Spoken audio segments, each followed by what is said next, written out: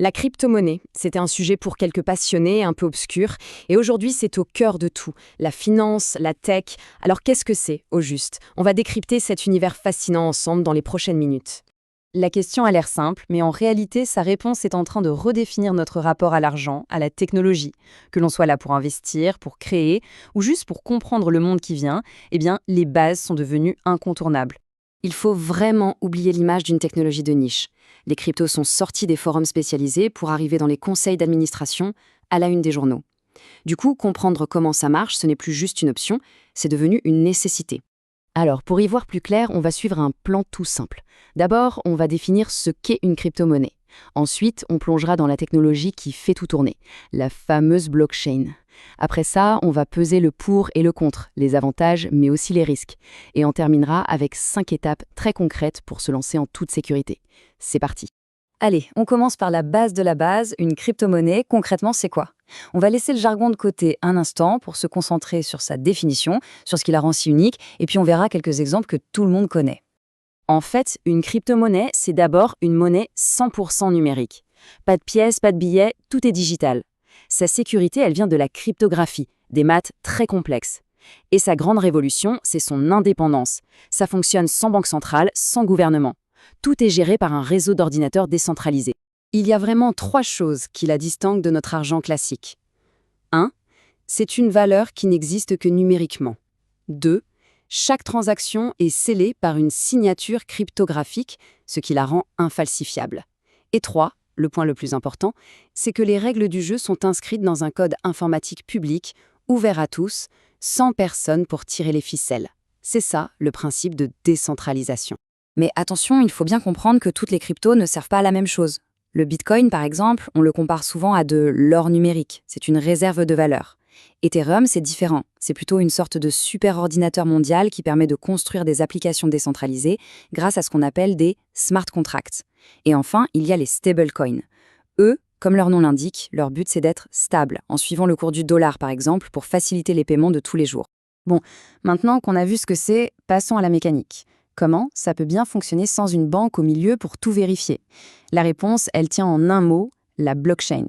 La blockchain, il faut l'imaginer comme un immense livre de compte numérique. Sauf que ce livre, il est public, donc tout le monde peut le lire. Il est partagé sur des milliers d'ordinateurs, donc impossible de le perdre. Et surtout, il est immuable. Une fois qu'une transaction est écrite dans un bloc de ce livre, il est quasiment impossible de la changer ou de la supprimer. La force de cette technologie, elle repose vraiment sur 3 piliers. La transparence, d'abord. N'importe qui peut vérifier les transactions. Ça crée une confiance sans avoir besoin d'un tiers. Ensuite, la résilience. Comme le registre est copié partout, le réseau ne peut pas tomber en panne. Et enfin, l'intégrité. Les blocs sont liés entre eux par cryptographie, ce qui rend toute tentative de fraude extrêmement difficile. D'accord, mais comment est-ce que tout ce réseau se met d'accord pour valider les transactions? C'est là qu'interviennent les mécanismes de consensus. Le plus connu, c'est la preuve de travail, celle de Bitcoin.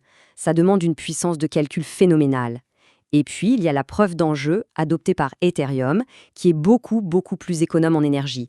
Là, on valide les transactions en immobilisant ses propres jetons. Là, attention, c'est un point absolument essentiel à comprendre. Les crypto-monnaies ne sont pas dans le portefeuille. Le portefeuille, lui, il détient une chose, la clé privée. C'est la seule et unique preuve de propriété.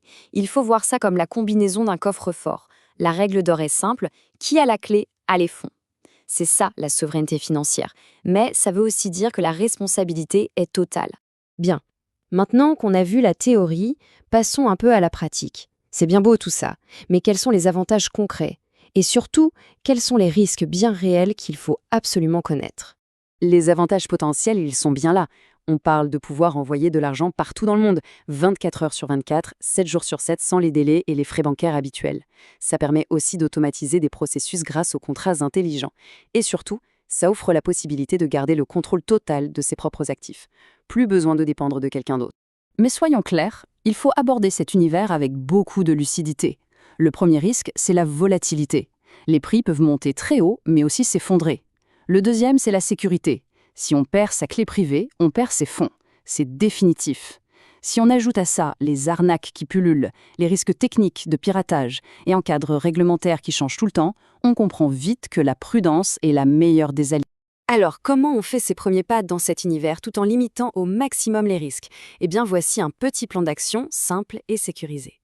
Pour commencer en sécurité, la méthode est assez simple. D'abord, on choisit une plateforme d'échange fiable et régulée.